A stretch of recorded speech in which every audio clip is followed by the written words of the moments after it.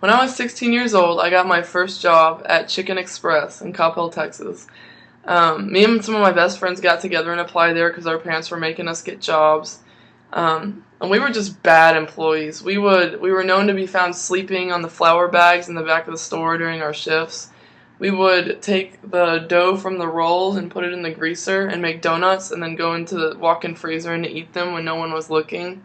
Uh, we would pay customers with free food to do burnouts in the parking lot if they had cool cars. I mean, we were just bad employees. And we had this general manager whose name was Sean Kramer. He was about a 34-year-old guy. He was single. He had graduated from A&M. He was working as a general manager at Chicken Express. He wore high-waisted shorts. I mean, he was just lame. We did not like him. He was a loser. Whenever he was working, he would always stand behind the counter and go, "Let's get to work, guys." And he would make us clean or do whatever, and we just thought he was so lame. All the other managers just kind of let us do our thing, but Sean always made us do stuff, and we hated him. So one time when I was a junior and I'd been working there for a couple years, I saw an application in the office from this guy named Jared Campbell. And under the part on the application where it says, "Have you been convicted of a felony?" Jared had written, "Please give me a chance. I'm a good worker, I swear." And I just remember thinking, oh man, this guy doesn't stand a chance. Sean is so straight edge. He will never hire someone with a felony record. This is not going to happen. But to my surprise, Jared, he got hired, and he was a really good employee. He came in every day and was working hard and did his job, and he was funny and nice. We all loved Jared a lot, but he was just kind of mixed up in some bad stuff. The whole time we were working there, we knew that Jared was up to no good. So one day, the cops came in, and they asked me, do you know where Jared is? And I was like, Jared who? I don't know any Jared. I don't know what you're talking about. I don't know where he would be.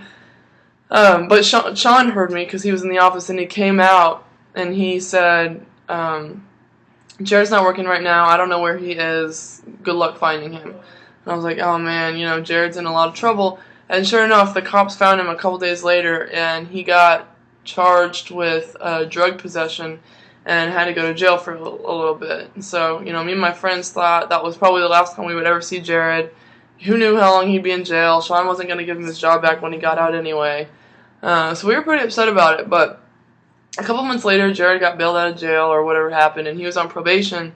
And so he came into Chicken Express and pulled Sean into the office, and I just remember that he was crying. He was like, "Please give me a second chance.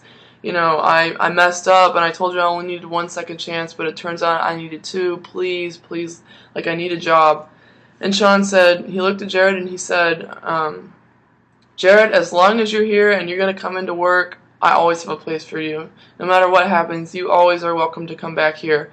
And I just remember in that moment thinking, the scapegoat that we had made Sean out to be wasn't true at all. Sean is a compassionate guy that's willing to give people second chances and try to help people off their feet, and he cares about his employees on a personal level. And I've had jobs since Chicken Express and realized that that's not the case with most general managers. The fact that Sean never fired me or my friends for the stuff that we pulled at work and didn't, turn Jared away when he came back after having been arrested for a drug charge. I just realized and really want to celebrate the fact that Sean was such a compassionate man, when he didn't have to be at all. And so, I'll always remember Sean for his love that he had for his employees.